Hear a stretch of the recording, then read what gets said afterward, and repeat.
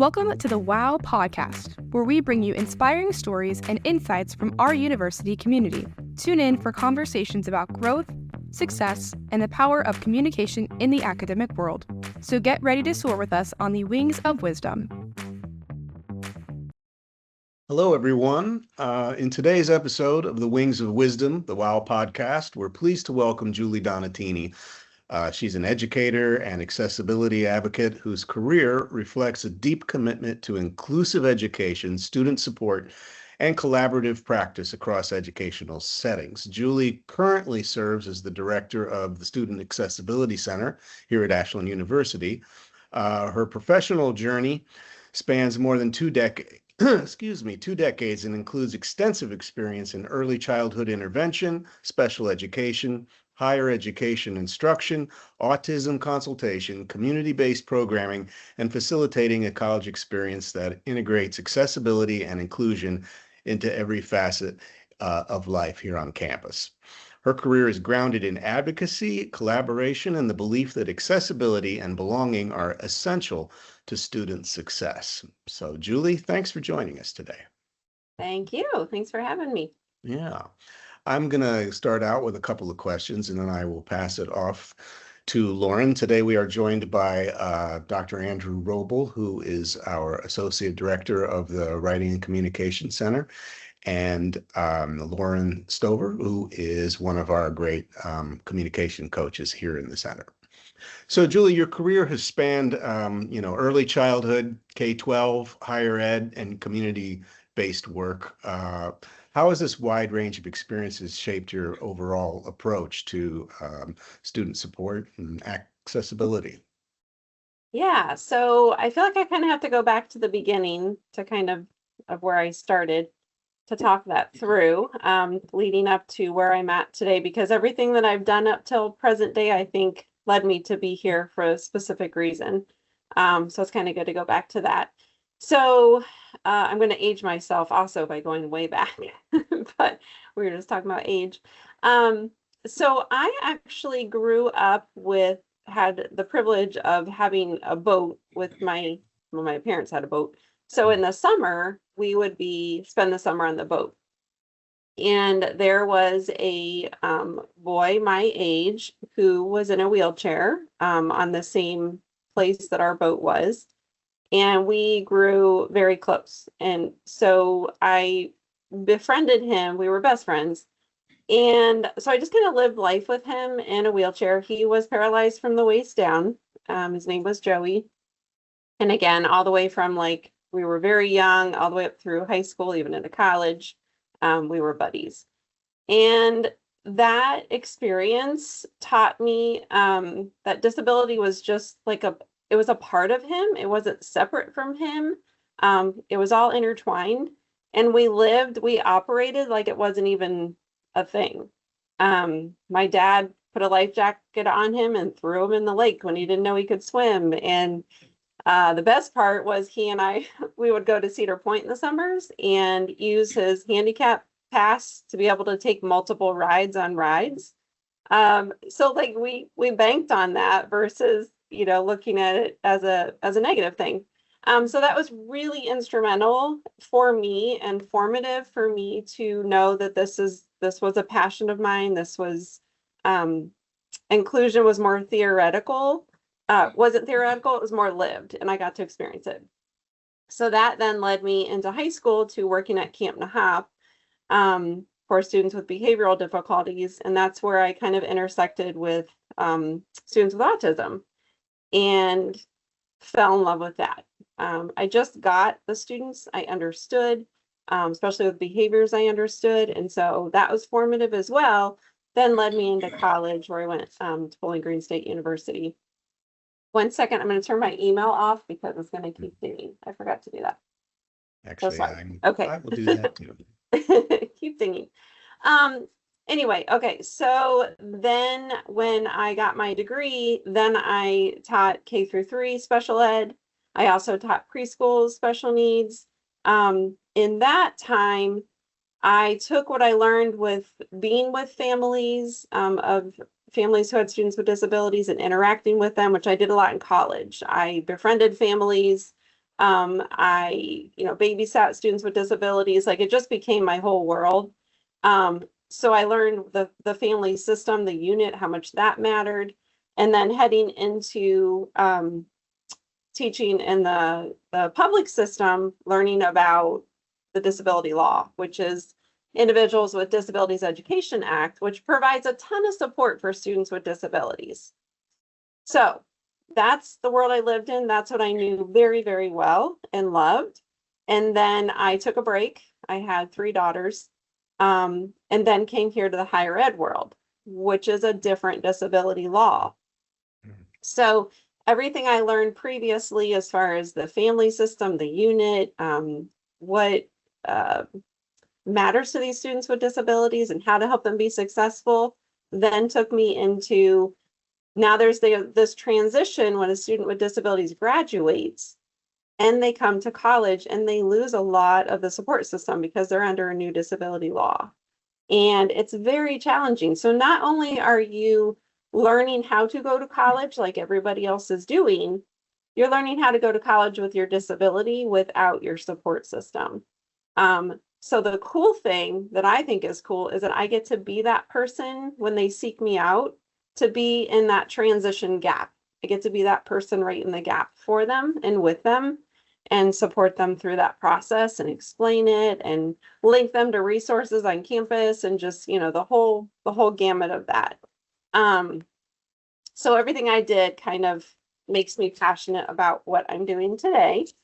And then to take it back to my experience with Joey, my best friend, is that I learned as a child that disability is just one piece of a person, and that guides my work today, because anybody that walks through my door is their own person. They have their own story. I don't typically care what the diagnosis is per se. I care about it, but that doesn't define what they need when they walk in my door. If there's a really common phrase, if you've seen one person with autism, you've seen one person with autism. And I relate that to any disability. Right. I think the next thing I was going to ask you, I think you've pretty much covered there. So maybe we'll just skip that one and move on to Lauren. Lauren's got some questions for you. So Lauren? All right. Yeah. So as a director at Ashland University, what aspects of working with university students and future educators do you find most meaningful? All right. So the answer to that one for me right away was relationships. That means the most to me. It's hard because students are only here for 4 years, and I'm only in my 2nd year here. So I haven't seen a whole cycle of 4 years with a student.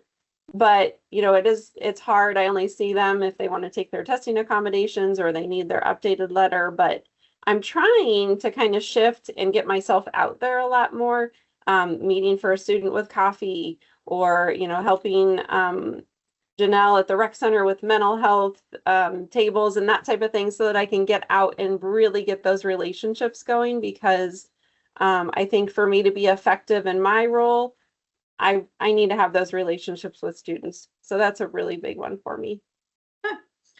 And then kind of going off of that, you have worked extensively with students with disabilities and their families. So how has that experience informed the way you think about advocacy, inclusion, and collaboration in higher education?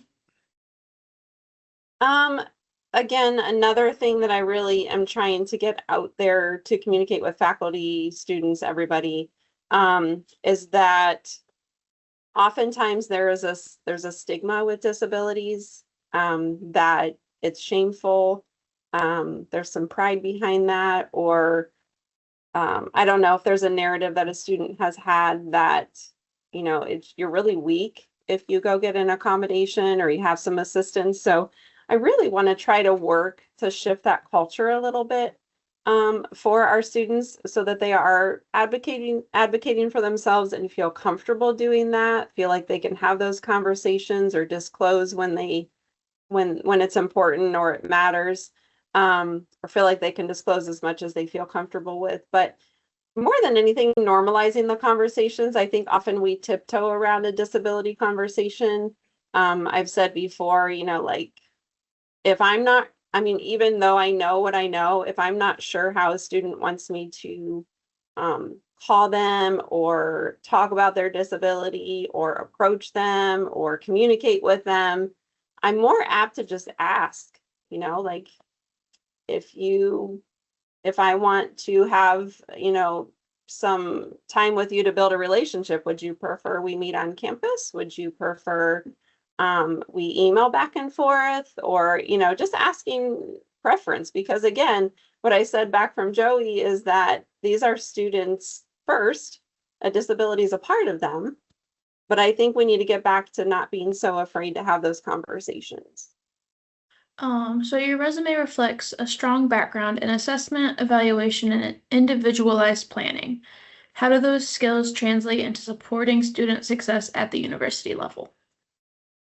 Yeah, so again, this is has been very helpful in this job here. So when I was a special ed teacher, a lot of what I did was assessment and intervention. So, before you would do an intervention for a student, whether it was behavioral or whatever, you do have to do an assessment to see if what they need is what they need, or what you think is what they need. You've got to have some data behind that. So coming here, when a student comes to my office for the first time, or maybe they've been here a while and they want to check out accommodations, it begins a problem-solving process for both of us. So where I need to strategically ask the right questions so that I can draw their story out and draw their self-report out. And then together collectively, we talk through what accommodations might be helpful for equal access. Again, versus like, oh, you have a learning disability, I think these things will work for you. It's not like that. It's a problem-solving approach for that specific student, for the specific limitations they're experiencing, and what might help you have access with the barriers you're experiencing. So my brain has loved the process, I think, because of what I did before. So accessibility is often discussed in terms of accommodations and compliance. From your perspective, how should institutions think about accessibility more broadly? Okay, so for this one, I think it's important to go ahead and just share what the mission is on my website, because I think it kind of answers that question, and I have a little bit to follow up on that. But so on the website, I took some time this summer to kind of redo my website, and the mission I put on there kind of changed it a little bit. The mission is to ensure that all qualified students have equal access to every aspect of college experience. We're committed to creating an inclusive, supportive environment where students can thrive both in and out of the classroom. It's a collaborative effort between the student, the staff, the faculty members, and Student Accessibility Center to facilitate access, promote inclusion on campus, and provide equal educational opportunities at Ashland University. So within that mission, then my charge, I think, is to make sure that accommodations are that we're doing them within legal compliance, that we have a good system in place, that we have faculty education going on, that we have clear processes, and that there's more awareness on campus, as well as increased collaboration with my office and, again, staff, faculty. It's not just faculty that interact with students with disabilities. It's everybody on campus. So increasing that collaboration. The other piece I am going to kind of tag onto there is we are now launching a new digital accessibility task force. We do have a charge from federal law to make our content online digitally accessible, which is a very big charge and a very big job to do. So we do have a task force that we're trying to kind of chip away at that process, because that involves websites, social media, Blackboard, within your learning management system, anything that's for public access that we need to kind of get up to speed and get those accessible. So that is another piece. Launching. What's that? Sorry, I would say Herculean task. Sorry. Oh my goodness, it's so big. Yeah, it's overwhelming, but everybody's doing it. So every university is doing it. but that kind of attaches to my mission as well. I know you kind of started to touch on it, but you've collaborated with a lot of teachers, families, administrators, therapists, and faculty throughout your career. Why is that collaboration so critical when supporting diverse learners? Um, so I first wrote down, we need to all be on the same team. It's not just my office as its own little separate entity, but there are times when I get a student who maybe can't access documentation, or maybe hasn't seen a medical provider yet, or just has a smidgen of documentation. And so I love the process of going into like becoming a sleuth isn't the right word, but an investigator, to try to get more information about the student. So, again, talking to faculty and trying to figure out what the experience is like out there. Maybe my incoming freshman, I actually enjoy having the parents be a part of the process if the student is okay with that, and getting some great information there. So a real collaborative approach is very important to me. I also do accommodations for the CE program, for students in the CE program, and I can't see them since they're incarcerated. So again, I do a team approach there as well with their site coordinator, with their academic advisor. It takes a lot of back and forth to make a really good, well-informed decision. So collaboration, that's kind of the name of my office. Yeah. To do it well. All right, so one last question from me. In your role as director of the Student Accessibility Center, you've developed strong skills in organization, communication, and leadership.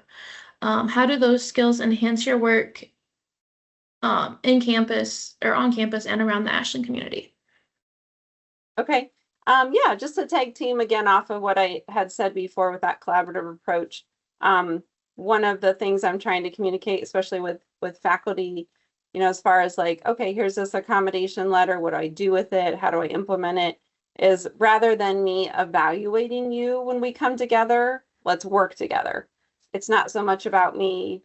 I mean, they're the experts out there in their classroom. So it's not about me going and, evaluating anything. It's about let's work together and see what we can do for this student.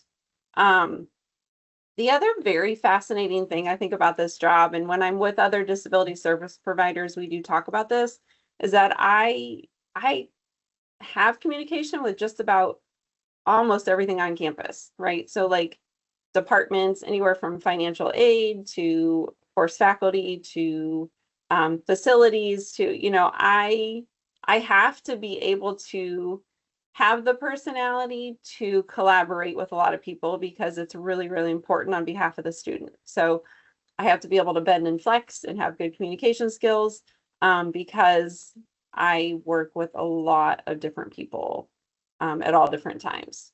So, which I think is kind of cool.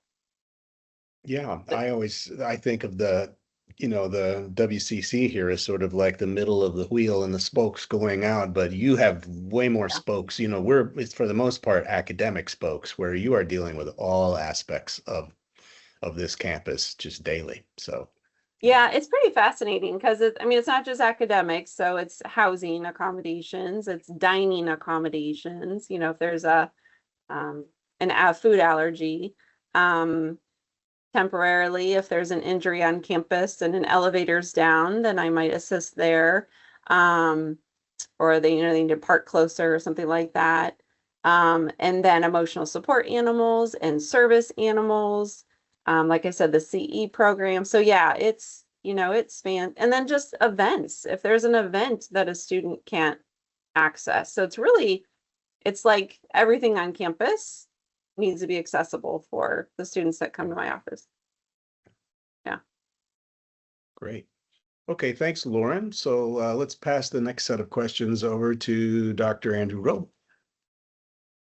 Hi again, Julie, and thank you so much for doing this. You've already shared so much great information with us, and our community is very certainly going to benefit from everything you've shared and everything you continue to do, even behind the scenes. So even before I get into the questions, thank you so much for all the Thank help you. you give to our campus. Um, I'm going to go ahead and start out with something, and we kind of touched about on it with Lauren when you talked about how the laws change when students transition from K through 12 into college. Um, can you talk about, aside from that and doing some maybe of that, integrating the students in initially, what are some other challenges that students might face that maybe we don't even know about unless we really knew the person, so that we could be better off as faculty, as community members, and just being our best selves when dealing with somebody who might be having other issues that they have to overcome. Yeah, what a great question. I think first and foremost, a referral to my office if you have any indication, if they've mentioned anything about having supports in high school, an IEP or a 504, if you hear those lingo words, that's a really good indication. Um, if they mention anything about disability, it's just great to do a referral.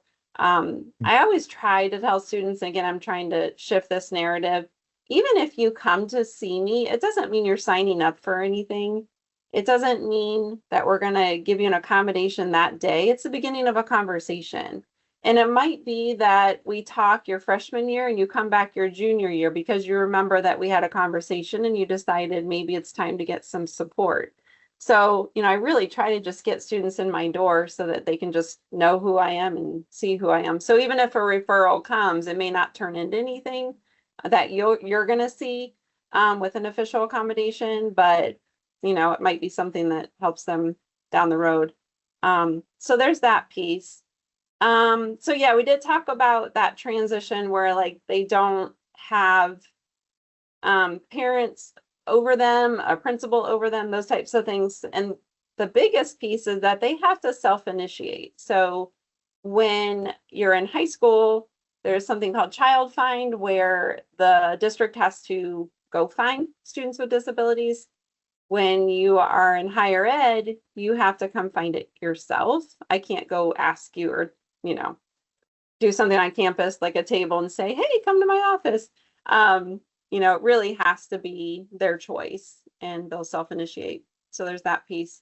Um, I do think it's kind of interesting. I said this in the presentation the other day that 20% of undergrad students identify as having a disability, and only a third of that 20% receive services or supports from a disability service office. So I have to gather that there's some obstacles going on as to why students don't want to self-identify.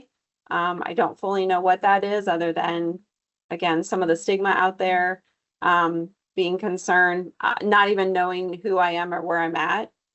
Since I'm in the Claremont building, I think it's harder to find me. So I just think that, there's that piece too. So as much as faculty can share and just, mention, hey, if you need anything, here's this department, that's really helpful. I think sometimes too, this is kind of the last thing on this one, is that we often approach disabilities, I could be wrong, but I think this is what I'm reading, that we want to fix the person with the disability. And I think that's hard if you have a disability to be looked at in that manner, that you need fixed. So I think that's just a cultural thing that we deal with, and it'd be great to see a shift in that. But when they do come to my office, I kind of talk them down through that, and work through that stigma. I would Thank you, imagine, thank you. and can I say one thing, Andrew? I would imagine there's so much overlap, just and even maybe with the statistics you were saying, with people who, really regarding like just counseling, that there are so many people that probably really, really it would benefit them, but there's a stigma or they don't really know that that could help them or, For sure. yeah. Yeah. Yeah. That's why I think as much campus awareness as I can increase. I'm trying to do that, getting out at tables more and just getting out there. So I'm a one person small office, so it's easy to to kind of hide. but you do a lot of great work, and especially with this one here. When students, and this could apply to anybody who's on a college campus, because even us as administrators or faculty, when we come to a new campus, it is really important to be an advocate for yourself. And maybe with more years, we're a little bit better at it.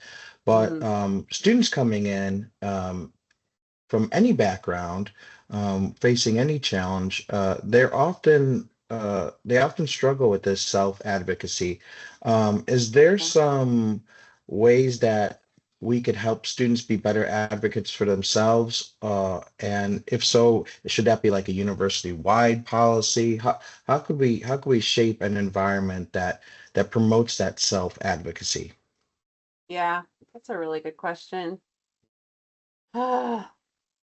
And it's such a learn, like you said, it's such a developmental skill. Like it's a learned skill. I don't know, like when I adjunct taught here, I taught seniors, but then I picked up a freshman course and I was so shocked at the difference between how much more the freshmen needed from me versus obviously by seniors, they're used to the campus and, they know what they're doing. It was just dynamically different. So some of that is just developmental, I think, and just accepting that it's going to take some time for them to develop those skills. Um, I think sometimes we're afraid to set boundaries too with students, as well as providing education, like side education. So, they want to learn how to advocate better, but they don't know how to write an email very well. So let's take a couple minutes and let's talk through how to write an email. What are the basics of that? Let me help you structure that. So I think we forget, I didn't mention this earlier, but one of the biggest things I learned when I was a teacher and I would do trainings for other teachers, I would be like, just please take one thing home today, and that is that every behavior is a form of communication. Whether we like what they're communicating or not, that's another story. But there's always nuggets of wisdom behind, if a student is lacking something or they're struggling with something, and really just being an investigator versus reacting to what we're seeing. So I think that's kind of a big piece. Mhm. Yeah, I could attest to that part. The small part that some of us do is just helping them get email started, because you'll get some very weird emails at the beginning of the semester. And even if you do that little 2-minute speech at the beginning and saying how we should structure an email, if people are more particular about it, you want to make sure it's very formal, very educated, very something that you could present and not informal. And I think that helps, but it's something that maybe constantly or not constantly, but often has to be reminded to the students, Yeah. just so they get in that mindset, so they develop that habit. Yeah, for sure. Um, Yep. so the other great thing that you are talking about is how you've done so much work, not only with the students, but pretty much everybody, maybe we could call it like the team around them. And you said that if students allow their parents to help with that, that helps you a lot. So when you're designing and leading workshops for maybe just a group of people that includes educators, parents, and students, um, what role of those workshops in general education plays in kind of creating this better environment for uh, more inclusive learning and just inclusivity in general? Yeah. Honestly, from what I've seen from my short time here, is it gets conversations going. So one of the most effective things I think that has benefited me the most is just visiting the different colleges on campus for like a 5-minute visit for a very specific purpose. And the questions that I get from that time with the faculty are the most engaging. Because they don't really get time with me unless we're sharing a student, we have a complicated case and we have to talk back and forth. So I think, there's always those little questions that they have of like, I don't know, I have a student that has a really loud fidget toy and I'm not sure how to handle it. Those kinds of things where they don't really want to call me, but they're just curious. So it gets conversations going. And I think when conversations are going, it's always healthy, whether we agree or disagree. Um, that's what that does. So that's been a big piece for me. Sharing of ideas. I also find when I'm in that context and the faculty start listening to each other, then there's some learning going on there to where they're, oh, I had that experience, or I wasn't sure what to do here, but I tried this. And so they're learning from each other. So again, there's another conversation that starts going that they didn't typically have. But yeah, talking is always a good thing. Wonderful, wonderful. So, and earlier on, you shared a really personal story that you had with your friend Joey and how you kind of grew up learning from that friendship and his experience. Um, and I don't want to say that maybe you could take things for granted, but you probably are so nonchalant about the help that you do because you do so much of it, that if we did it, it would be like stop the world. Like we had the greatest day today because we were able to help somebody. Yeah. But you're out there every day and just like things that really will make a difference in the overall college experience for these students. Can you talk about some really something that kind of stands out professionally that you've done while you've been at Ashland? Just obviously in general terms, but with a student, like a memory that you'll be sitting on your porch when you're retired for 10 years and be like, that was a fun day, that was a good day. Yeah. Oh, that's really good. Um, Gotta really think about that. I honestly, the first thing that comes into my mind with that is that I am beyond honored that I get to be in this office and have a student walk through my door. We close the door. They're sharing some very vulnerable things. So disability is very vulnerable, whether it's physical, mental, learning, or whatever. That is just a tender spot for a human.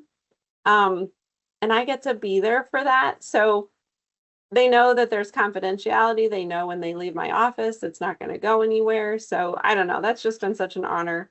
It's not something anybody sees, but it's just, Mhm. it's impacting me daily. That I get to be that. Like I said, be that, I get to be in that gap of that transition. I get to be that stopper right, in the middle for them. So there's that. Recently, I teamed up with Janelle at the rec center for it was mental health week, and I did a couple shifts with the tables there, and that was so rewarding because, like I said, when I'm in here, it's one-on-one with students. It's hard stuff that we're talking about, so it's really good for me to get out and just laugh with students, meet new students, be with students. I love to just talk and interact, so it lets me get out. I could get out and do that. Mhm. I think what else. Recently, well, for this semester on Fridays, I've been coming to campus on the 7th floor with the academic advisors and just doing a whole day there on Fridays. And that's been really cool because students, I wait and make appointments for that day so that they can come on campus and see me. And I've had more teaming with the advisors. So that's been really good. Yeah. Awesome. Well, I mean, we just can't say how grateful we are for you and just knowing all the stuff that you do that you forget so fast and behind the scenes. It's just incalculable. So we're entirely grateful for having you at our community. In closing for me, um, can you talk a little bit about the important and we do this at the university setting, we talk about being intelligent, but we also talk about how we could be wise or we could gain wisdom. And that's often through experience. Can you talk a little bit about how you have that a role in that process of helping students be wiser, or at least recognizing that maybe they're a little wiser than they thought they were? Mm, yeah. Well, often I will say I'm taking off my disability service role hat and I'm putting my mom hat on sometimes in my office. since I'm a mom of 3 girls, especially when it's girls in my office, or, if they tear up or, again, that vulnerability piece is like, nope, here's the Kleenex. There's no shame in this. There's no shame in this office. Like, don't walk in and have it. Walk out without it. So I think just letting things be real, and listening to the students and not jumping in right away. And one of my favorite questions to ask when they do come in is, because it can be awkward, again, like, I have this disability, I don't know this lady, don't really know what this is about. So oftentimes I just like to say, you know what, just tell me your story. I just want to listen. 5, 10, 15 minutes, I don't care. Tell me your story. And then that then helps me professionally. It leads me down the path I need to go, in the conversation. But yeah, I don't know. I think there's a little bit a shift in a confidence for them when they feel like they're being heard. Mm-hmm. I think that matters. Yeah, and especially with this really new world with AI right now, Mhm. I think that students are kind of questioning themselves a little bit more and maybe saying, you know what, maybe my best work isn't what I do, but if I use some of these tools and just like give myself a little edge. And what I found is that when we do almost daily in-class writings, one of the things I'm saying to them all the time is, I love these in-class writings because you don't have your phone, you don't have your computer. This is your authentic self. This is your voice that's speaking through whatever you're answering right now. And I love it. And I Mhm. want to hear this throughout the entire semester. So not just when you're doing these little assignments in class, but when you're doing work for this class and for all your other ones. We're interested in seeing who you really are. Yeah. And when you use too much of other materials or use them in a way that would be judged as abusing some resources, we're not getting that authentic self in there. So Mhm. that's kind of how I go through it. And it seems like you have all these tricks to really get to know and understand students, and that has to be just so wonderful. Yeah. Yeah. And sometimes it takes time. I mean, it's not an immediate thing, of course, but just pursuing students and, staying active. I'm trying to get to some sports of students and just get out there and see them. So, yeah. Well, it's interesting to say that we're all in the trenches together, because you said it's not always that first conversation. We do kind of have to chase them a little bit sometimes and say, yeah, let's talk about this. Let's keep talking about it. Yeah. Yeah. There's growth to be had, and growth to be had on my part. I think that when we're older, sometimes we forget that, there's a vulnerability to us as well. There's been times where, I've been kind of sarcastic with a student and I hurt their feelings.